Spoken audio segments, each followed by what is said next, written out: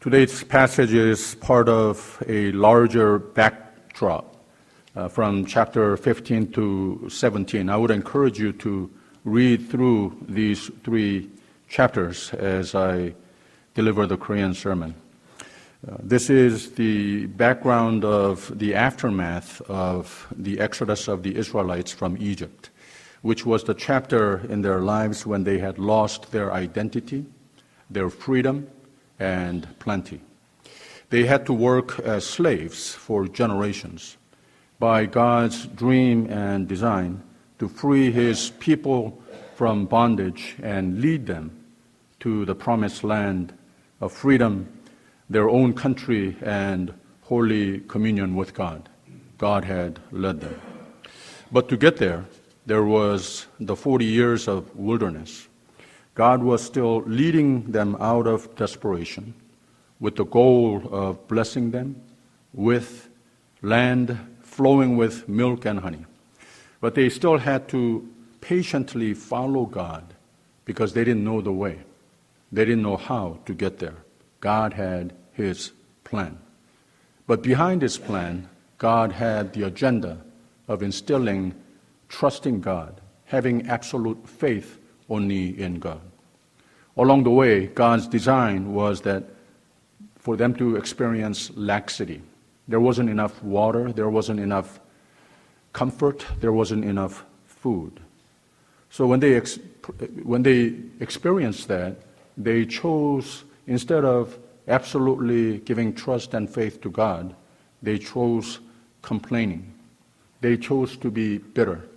They chose to even perhaps hold something in their hand like a stone and cast it toward those who were representing God.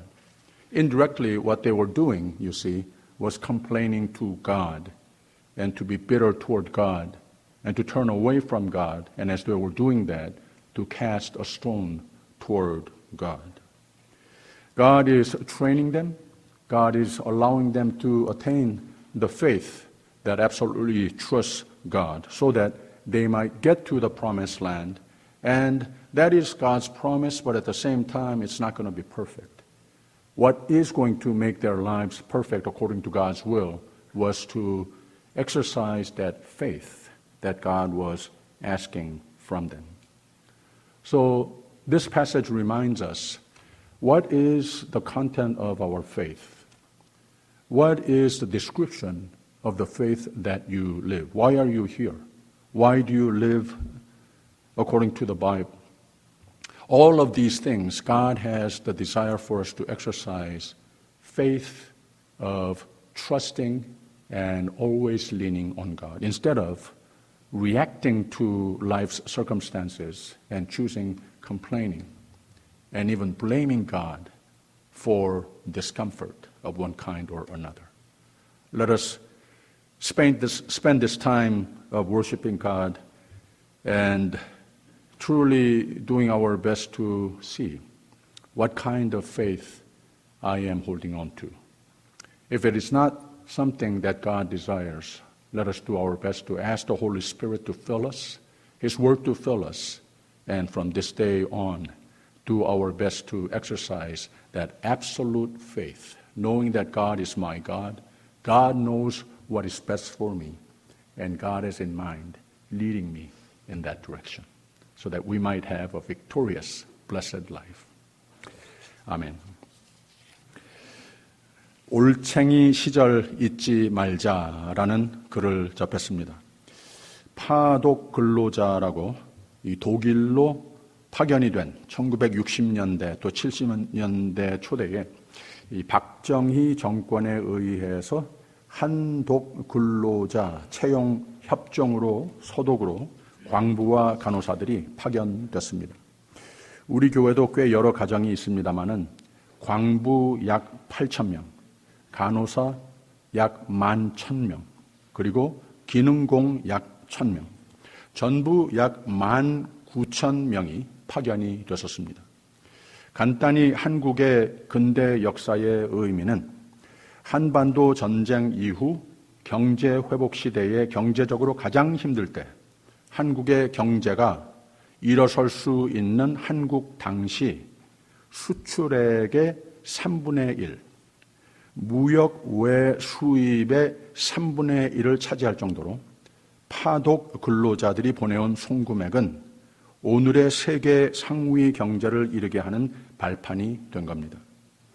한국 근로자들이 독일로 파송되기 전에 다른 나라 노동자들이 이미 와 있었는데 한국에서 온 광부들이 투입되면서 생산량이 엄청나게 높아져서 독일의 큰 뉴스거리가 됐답니다.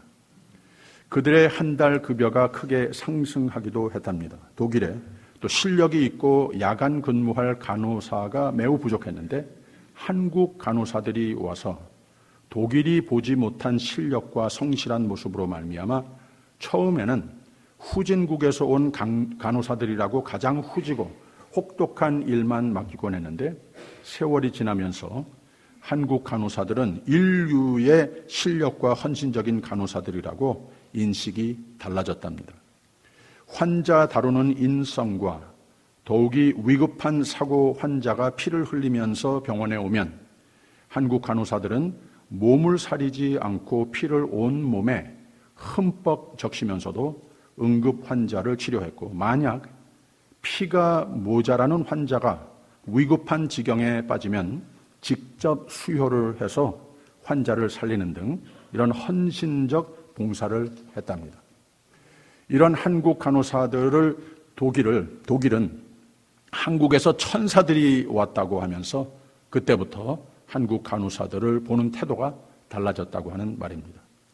그 시절 한독협회 와그너라고 하는 의장이 있었는데 병원에 오면 꼭 한국 간호사를 찾곤 했답니다. 왜 그러냐고 물으면은 주사 놓을 때 아프지 않고 놓는 이 한국 간호사 데려오라고 하곤 했답니다. 이렇게 파독 근로자 광부와 간호사들은 온 독일의 뉴스거리가 됐고 한국이란 나라에 대해 매우 회의적인 인식을 독일 사람들에게 심어주게 됐습니다. 서독 정부는 그냥 있을 수 없다며 박정희 대통령을 독일로 초청을 합니다. 우리나라 원수가 국빈으로 외국에 초청되는 첫 번째 사례였습니다. 오늘과 같이 대통령 전용 비행기가 없는 형편에 아주 힘들게 1964년 12월에 독일에 도착해서 독일의 대통령과 총리와 회담을 한 후에 나라를 위해 말로 다 할 수 없는 고생하는 한국 광부들을 이 탄광지대에 방문을 했습니다. 그곳에는 한국인 광부도 모였고 서독 각지에서 모인 한국 간호사들이 모여서 모국의 대통령, 아버지와 같은 아버지가 타지에서 고생하는 나를 찾아오신 것 같은 그런 마음, 그런 설레임으로 대통령이 강당에 도착하기를 기다리고 있습니다. 대통령이 도착해서 강대상에 올랐는데 박 대통령은 그 자리에 모인 참 고마운 간호사들, 광부들, 그들의 탄가루로 범벅이 된 작업복 차림, 새까매진 얼굴들을 보면서 애국가를 제대로 부르지도 못했답니다. 울음이 자꾸 나와서. 연설 중에도 자꾸 울먹여서 무슨 말을 하는지 많이 못 알아들었다고 합니다. 연설 후에는 광부들과 간호사들과 박 대통령과 유경수 여사는 그냥 다 한 덩어리가 돼서 통곡의 바다를 만들고 말았답니다. 독일 대통령도 울고 현장을 취재했던 기자들도 다 울었답니다. 떠나려는 대통령을 놓아주지 않으며 대한민국 만세, 대통령 각하 만세를 외치며 이별을 했다고 합니다. 비행장을 향한 차량 속에서 독일 대통령은 나는 오늘 큰 감동을 받았습니다. 국민을 붙들고 우는 대통령, 국민이 대통령을 붙들고 우는 나라가 있다는 사실을 본 것이 영광이라고 감탄을 했답니다. 이로써 유럽에 한국에 대한 여론이 완전히 돌아서게 된 동기부여가 됐습니다. 이후로 서독에 취업한 광부들과 간호사들은 한국이 요구했던 급여보다 더 많은 공여를 하게 됐고, 이 파독 근로자들은 본국으로 송금한 총액이 연간 5천만 달러로 당시 국민 소득의 2%를 차지하는 엄청난 공로였다고 합니다. 서독에서 피땀 흘린 광부와 간호사들이야말로 조국 근대화에 결정적으로 국가 유공자들이 된 겁니다. 대한민국의 지난 100년 근대 역사만 보아도 이 자리에 생생히 기억을 하시는 어른들이 있을 정도로 일제시대 한국전쟁, 60년대, 70년대의 광야시대와 같은 가난함과 거기서 일어서기 위해 거의 성경의 출애굽과 광야와 흡사한 비전과 헌신과 희생과 공로가 있었건만 우리가 오늘 누리고 있는 정치적, 경제적, 사회적, 종교적 자유와 풍성함을 이걸 가능케 한 국가적 디터미네이션이 있었는데 이 위대한 나라와 국민들이 불과 몇십 년 전에 올챙이 시절을 쉽게 잊어버리는 많은 오늘의 국민성을 보게 될 때 역사의 기억, 바른 기억은 국민의 도리이며 나라의 미래의 희망의 이유가 된다는 것을 기억해야 한다고 생각이 됩니다. 스페인의 철학가 조르지 산타나야는 과거를 잊으면 그 민족은 과거를 반복하게 돼 있다 라면서 근대 세계의 역사 속의 전쟁과 민족적 억압, 그런 사회적 현상이 얼마나 인간 사회에 파괴적이었던 것을 잊으면 안 된다고, 그리고 그런 불의와 파괴력 앞에 맞선 진리와 자유를 외치는 음성과 체계적 변화를 위한 인간 사회의 생존 정신과 가능성과 의지와 생산력을, 즉 오늘 우리가 누리고 있는 자유와 평안함의 풍성함이 어떻게 누구에 의해 비롯됐는가를 잊어서는 안 되는 것이다. 그렇지 않으면 인간 사회는 역사의 아픔의 장을 반복할 수밖에 없는 것이다 라고 열거했습니다. 제가 오늘 무슨 정치적인 말을 하려고 하는 것이 아니고 정치는 잘 알지도 못합니다마는 오늘 말씀에 비추어서 신앙적으로 우리가 잊지 말아야 할 것들, 그래서 비관적 과거는 우리가 다 알고 있어도 하나님 은혜로 믿음으로 우리 모두는 오늘의 우리가 됐는데 이걸 잊지 말아야, 오늘의 신앙을 잘 지켜야 우리의 미래는 희망과 확신으로 우리 마음에 자리 잡게 되는 것이다 라는 말씀을 좀 나누고 싶었습니다. 출애굽기의 간단한 아웃라인은 이스라엘의 애굽에 의한 억압의 이야기로 시작하지 않습니까? 하나님은 항상 택하신 백성을 관심 있게 보시고 어떤 억압이나 힘든 삶의 장을 겪고 있으면 구원과 자유와 복의 회복을 꿈꾸시는 하나님이시라고 3장에서는 이렇게 말을 했습니다. 여호와께서 가라사대 내가 애굽에 있는 내 백성의 고통을 정령히 보고 그들이 그 간역자로 인하여 부르짖음을 듣고 그 우고를 알고 내가 내려와서 그들을 애굽인의 손에서 건져내고 그들을 그 땅에서 인도하여 하나님께서 계획하신 지방으로 인도하게 이르려 하노라. 이제 이스라엘 자손의 부르짖음이 내게 달하고 애굽 사람이 그들을 괴롭게 하는 학대도 내가 보았으니 이제 내가 너를 바로에게 보내요 너로 내 백성 이스라엘 자손을 애굽에서 인도하여 내게 하리라 라고 그랬습니다. 또 홍해를 가르칩니다. 14장의 마지막 부분을 보게 되면은 그러나 이스라엘 자손은 바다 가운데 육지로 행하였고 물이 좌우에 벽이 되었었더라. 그날에 여호와께서 이같이 이스라엘을 애굽 사람의 손에서 구원하심에 이스라엘이 바닷가에 애굽 사람의 시체를 보았더라. 이스라엘이 여호와께서 애굽 사람들에게 베푸신 큰 일을 보았으므로 백성이 여호와를 경외하며 여호와와 그 종 모세를 믿었더라 라고 했습니다.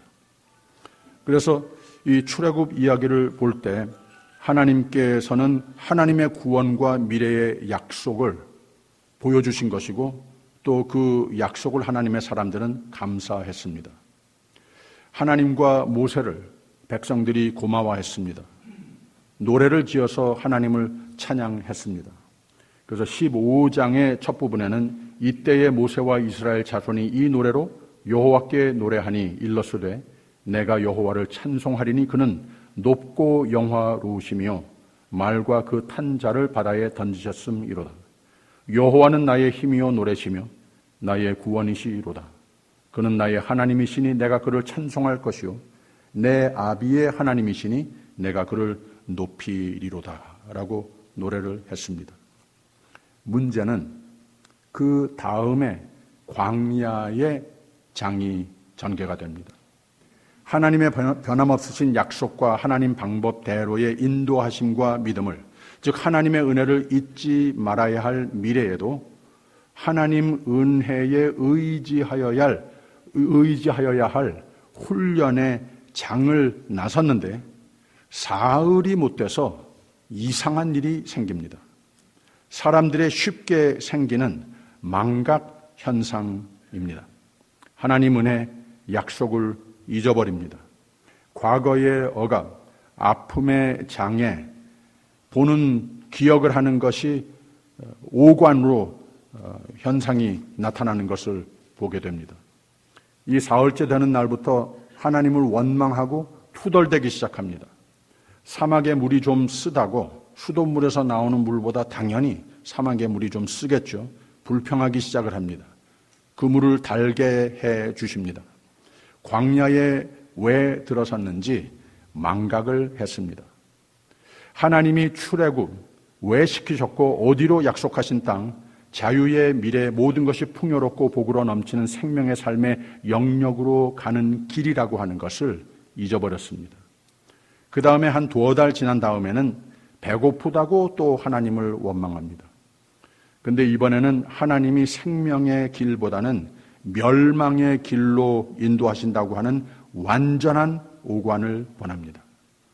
하나님이 우리를 속여 죽이려고 하신다라고까지 나오는 대로 말을 막 내뱉습니다. 게다가 그렇게 괴로웠던 애굽의 시절이 더 낫었다라고까지 막 해댑니다. 그래서 하나님은 또 은혜로 먹을 것을 베풀어 주십니다. 그러고는 또 조금 있다가 또 물이 없다고 불평을 합니다. 하나님의 은혜를 망각하더니 노상 불평 원망거리만 생각하다가 결국은 모세에게, 즉 하나님께 돌질을 할 정도로 믿음이 완전히 변질되고 말았습니다. 그 다음에는 하나님이 또 물을 공급해 주시는데 하나님은 이 시점에서 그 백성들의 믿음의 건강에 대해서 매우 염려를 하십니다. 바로 그 대목이 우리가 함께 읽은 말씀의 마지막 부분 7절입니다. 그가 그곳 이름을 맛사라 또는 무리바라 불렀으니 이는 이스라엘 자손이 다투었으며 또는 그들이 여호와를 시험하여 이르기를 여호와께서 우리 중에 계신가 아닌가 하였음이더라. 왜 하나님이 더 큰 염려를 하시는가? 하나님 백성이 자신들의 과거가 얼마나 힘들었었는지 잊어버렸고 또 하나님이 그들을 은혜와 기적의 손길, 사랑의 손길로 구원해 주셨다고 하는 것을 잊어버렸고 또 자신들이 억압을 떠나 자유를 얻었던 애굽에서의 과거도 다 잊어버리고 잘못된 역사관으로 오히려 기억을 했고 이제 와서는 하나님이 계신가 아닌가까지 망각의 경지에 이르렀다고 하는 말입니다. 즉 믿음이 전혀 존재하지 않는 지경까지 이르게 됐다고 하는 말입니다. 아주 큰 문제가 됐습니다. 그래서 출애굽기는 겹으로 하나님이 그들을 돌보시는 하나님이심을 믿음을 훈련시키시는 역사로 전개되는 것이고 아울러 십계명을 비롯해서 하나님 외에는 다른 신을 두지 말고 하나님 말씀을 믿고 순종하라. 하나님 중심, 말씀 중심, 예배 중심을 잘 살아서 하나님을 잊지 말도록 해라. 이런 말씀들을 반복적으로 가르치십니다. 그래서 결론적으로 29장 46절에는 이런 말씀이 있습니다. 그들은 내가 그들의 하나님 여호와로서 그들 중에 거하려고 그들을 애굽 땅에서 인도하여 낸 줄을 알리라. 나는 그들의 하나님 여호와니라. 하나님의 백성은 뭐니 해도 하나님을 잊지 말라고 하는 말입니다. 그래서 오늘 말씀은 하나님이 어떤 하나님이심을 잘 가르쳐주는 말씀입니다. 믿음을 따라 나선 하나님의 백성들을 하나님은 책임지시고 가장 좋은 하나님의 방법으로, 가장 좋은 하나님 생각하신 것으로 채우시며 가장 좋은 하나님 계획하신 미래로 약속하시고 가장 좋은 하나님 계획하신 미래로 인도하시는 하나님이시라고 하는 말입니다. 그런데 또 오늘 말씀은 하나님의 사람들이 믿음으로 나섰으면 믿음으로 하나님을 믿고 하나님의 방법을 배우고 받아들이고 감사로 순종하며 따르는 것이지, 하나님을 내가 원하는 하나님으로, 내가 생각하는 하나님이 나를 이렇게 도와주셨으면 좋겠다, 내 이 참 부족한 생각으로 만든 곽 속에 하나님을 집어넣으려고 하는, 자기 생각, 자기 원하는 대로 자기 방법으로 하나님이 나에게 맞춰주시기를 바라는 어처구니가 없는 변질된 믿음의 모습을 그리고 있습니다. 이걸 원망하는 마음이라고 그랬고, 다투는 믿음이라고 그랬고, 어쩌면 모세가 두려워했던 하나님을, 하나님 말씀 전하는 모세를 돌로 칠 자세까지 가능했던 인간의 나약함, 때로는 무섭게도 이렇게 변할 수 있는 모습을 그려주는 말씀입니다. 너무 지나친 말이라고 생각되십니까? 그렇지 않습니다. 믿는 사람이 예수님도 하나님을 원망하다 못해, 다투다 못해 십자가에 못 박아 죽이지 않았습니까? 사람이, 믿음 있는 사람이 이렇게 무서운 죄를 저지를 수 있다고 하는 말입니다. 오늘 교동문이 됐던 히브리서 11장은 믿음은 바라는 것들의 실상이요 보이지 않는 것들의 증거니 선진들이 이로써 증거를 얻었느니라 라고 그랬습니다. 믿는 믿음의 정의를 보여주고 있습니다. 서론적으로 말씀을 두 가지로 우리에게 가르쳐 주는데, 하나님은 역사의 저자이시다. 사람은 그 역사 속의 주인공들인데 하나님이 하시는 모든 일은 볼 수도 없고 알 수도 없을 때가 많다. 그러나 하나님은 그의 경륜대로 가장 거룩하고 가장 지혜롭고 인간에게 가장 좋은 세상을 저술하시는 하나님이시다. 그러므로 하나님은 하나님 하실 일을 하시는 것이고, 인간은 보이지도 알지도 못하지만 하나님 하시는 일은 가장 선하고 온 세상에 우리에게 가장 좋은 것을 아시고 그 역사를 전개하시는 하나님이심을 믿고 따르는 것이 가장 복된 삶의 특권이고 도리인 것이다. 이 말을 서론으로 이 히브리서 저자는 이 구약의 역사의 인물들을 마치 급행 열차와 같이 하나씩 하나씩 우리에게 소개를 합니다. 아벨부터 시작을 해서 모든 구약의 믿음의 위대한 인물들을 나열합니다. 역시 그 같은 원리입니다. 하나님은 하나님 일 하시는 것이고, 어떤 때는 보이고 어떤 때는 안 보이고 어떤 때는 알겠고 어떤 때는 잘 모르겠지만, 그러나 믿음은 바라는 것들의 실상이요 보지 못하는 것들의 증거니 하면서 믿는 믿음을 행사함으로써 선진들이 이로써 믿는 믿음으로써 증거를 얻었느니라. 안 보이지만 하나님을 믿어 하나님을 따랐더니 다 잘 되더라고 하는 말입니다. 그래서 노아가 방주를 지을 때 안 보였지만 왠지 몰랐지만 그냥 믿고 순종을 했습니다. 나중에 믿음으로 비롯된 하나님의 인정과 구별과 축복을 누렸습니다. 아브라함이 하나님의 가라 음성을 들었을 때 어딘지 왜인지 몰랐고 앞이 뭔지 모르고 안 보였지만 가라 했더니 갔습니다. 왜? 내가 보여서 알아서 자신 있어서 이게 아니었습니다. 하나님이 아시고 하나님 말씀하시면, 하나님이 지시하셨으면 됐다는 거예요. 이 믿음의 사람들은 내가 가장 내게 좋은 것을 원하고 아는 것보다 나를 지으시고 나의 생애의 저자이신 하나님이 영원토록 더 잘 아신다고 하는 신앙의 소유자들이었습니다. 그러니까 안 보여도 하나님을 믿고 순종하는 삶의 형태가 영원토록 더 낫다는 겁니다. 믿는 믿음의 소유자는 하나님과 다투지 않습니다. 원망이 마음에 자리 잡지 못합니다. 감사로 믿음으로 따를 뿐입니다. 살아도 나이가 단산인 것 뻔히 아는데 하나님이 내가 아들을 낳을 것이라고 했을 때 안 보이는 정도가 아니라 막 웃었습니다. 도무지 임파서블 하는 말씀을 하시니까. 너무 어처구니가 없는 말씀이었기에 그렇습니다. 그러나 하나님은 나에게 가장 좋은 것을 계획하시고 약속하시는 하나님이심을 알고 있었다는 말입니다. 그리고 약속하셨으면 반드시 이루시는 하나님이심을 믿었습니다. 그랬더니 하나님이 이루셨습니다. 그것만이 아니고 믿음으로 순종으로 산다는 것은 하나님의 더 넓으신 인류 역사, 구속의 역사의 한 주역으로 부름을 받은 삶이라고 하는 의식구조가 믿음의 조상들의 역할이었습니다. 그러니 지상에서의 인생은 파란만장할 때도 있고, 보세요, 매우 불안정한 광야와 같은 세상살이가 되기도 했지만, 그러나 중요한 결론이 이겁니다. 믿음을 지키는 삶이면, 하나님의 말씀에 순종하며 다른 우상을 두지 않는 삶이면, 결론이 확실한 것은 믿음으로 사는 사람은, 믿는 믿음으로 사는 사람은 천국인이라고 하는 말입니다. 그러니 잠깐 사는 이 세상에서 십자가와 같은 결국이 될지언정 영원의 세계를 보는 눈으로 하나님이 예비하신 더 좋은 하나님의 영광의 영역에서 벗어나지 않는 삶이 되는 거라고 하는 말입니다. 할렐루야.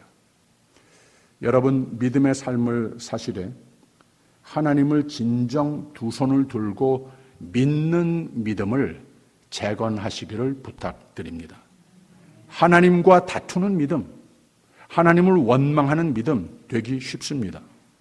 믿음의 삶을, 신앙을 하나님 말씀과 교회의 성실한 오늘 세대의 모세와 아론과 같이 잘 가르치려고 애쓰는 리더십을 신실하게 하나님의 뜻에 부합하여 해보려고 하는 교회관에 향하여 깊이 생각을 해보지도 않고 나오는 대로 불평하고 그러지 마십시오.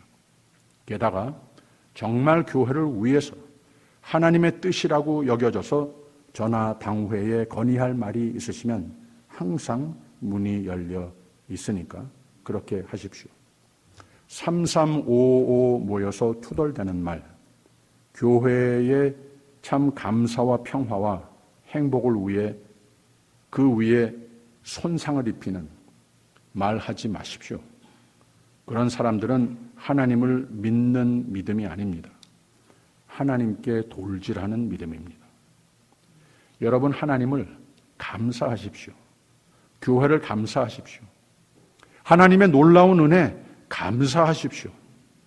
누가 하나님께 다투는 말, 하나님께 돌질하는 말을 하는 것을 혹시라도 들으시면 맞장구 하는 말 하지 마십시오. 같이 돌질하는 사람이 됩니다.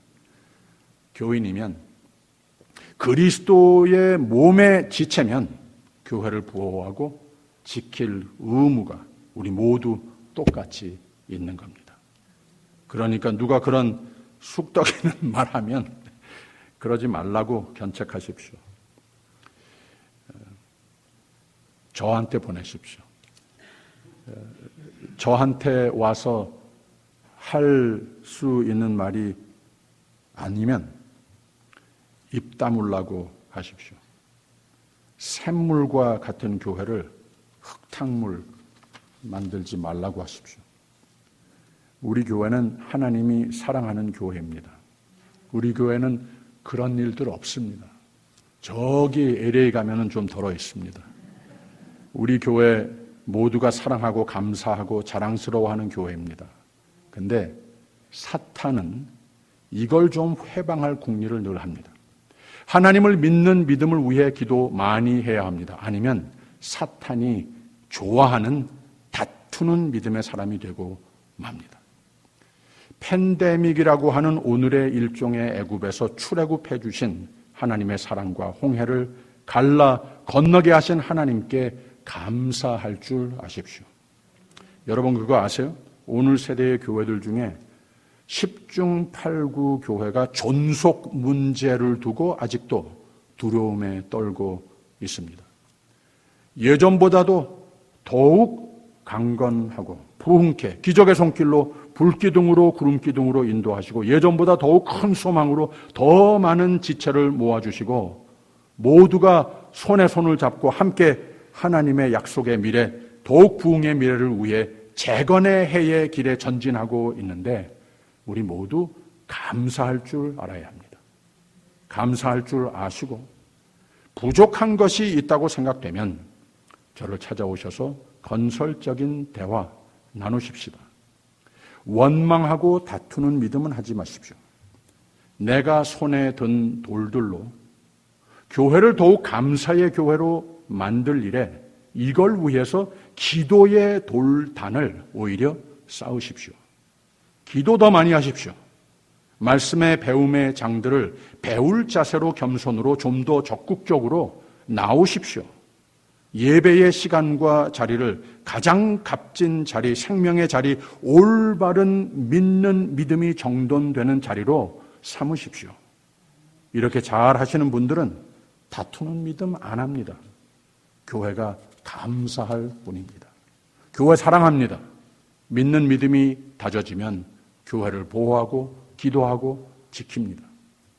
교회 향해 못된 말 안 합니다. 우리의 개인과 가정의 삶도 같습니다. 뱀이 사라를 죄짓게 한 방법이 뭔지 아세요? 하나님을 향해 컴플레인하게 했습니다. 불만할 마음을 심어줬습니다. 불만을 받아들였더니 다 망가졌습니다. 하나님 사랑 잊어버렸습니다. 하나님으로 만족하지 못했습니다. 하나님을 의심했습니다. 하나님이 찾으러 왔더니 숨었습니다. 하나님을 잊어버렸습니다. 불평불만은 모든 것을 다 망가뜨립니다. 마음부터 불안하게 됩니다. 만족과 감사는 그러나 하나님을 바라보게 합니다. 만족과 감사는 하나님이 보이게 됩니다. 하나님의 사람은 다투는 믿음, 하나님을 내 유한한 생각에 하나님을 거기다 끼워 맞추는 이 어리석음을 살지 않습니다.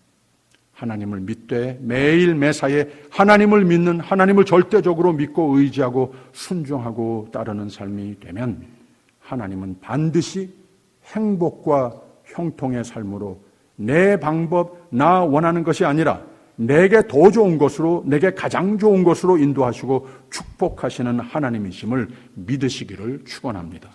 하나님을 절대적으로 믿는 믿음을 재건하시기를 부탁드립니다. 오늘 말씀을 우리에게 주시는데 하나님과 다투는 믿음, 하나님을 원망하는 믿음, 하나님께 돌질하는 믿음, 하나님을 끝까지 믿는 믿음, 여러 가지의 종류의 믿음을 소개하고 있습니다. 여러분은 어떤 믿음의 소유자이십니까?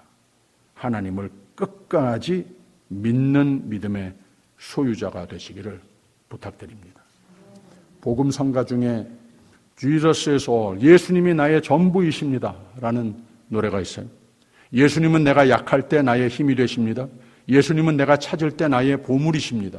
예수님은 나의 전부이십니다. 예수님을 저버린다면 그보다 어리석은 일이 없을 겁니다. 주여, 나의 죄, 나의 고통, 나의 열등감 다 드립니다. 나는 주의 이름을 일어나 부릅니다. 예수님은 나의 전부이십니다. 예수님은 내가 넘어질 때 일으켜 주십니다. 나의 잔이 메마를 때에는 나에게 생수로 채우십니다. 예수님은 나의 전부이십니다. 예수님은 하나님의 어린 양, 그 이름이 나에게 전부입니다. 예수님은 나의 전부이십니다. 믿는 믿음을 정의한 노래입니다. 두려워 말라, 내가 너와 함께 함이니라. 놀라지 말라. 나는 내 하나님이 됨이니라. 내가 너를 굳세게 하리라. 참으로 너를 도와주리라. 참으로 나의 의로운 오른손으로 너를 붙들리라. 믿는 믿음을 재건하여 광야 같은 인생로에서 나를 사랑하시고 행복과 형통으로 영생 영락으로 인도하시는 하나님을 매일같이 보며 승리하시는 저와 여러분이 되시기를 주님의 이름으로 축원합니다. 기도하겠습니다. 하나님의 신실하심을 감사로 노래하는 삶이 되게 하옵소서. 하나님이 나의 하나님이 되시고 약속하신 대로 어려울 때면 더욱 가까이 함께 하시는 하나님이심을 믿게 하옵소서. 하나님은 나의 전부이십니다. 찬양과 기도하는 삶이 되게 하옵소서. 모든 문제를 전부 다 하나님 앞에 내려놓는 믿는 믿음의 삶이 되게 하옵소서. 그래서 하나님도 기뻐하시는 나에게 참으로 믿음 때문에, 믿는 믿음 때문에 만족하는 삶, 하나님의 은혜가 넘치는 삶이 되게 하여 주시옵소서. 예수님 이름으로 기도하옵나이다. 아멘.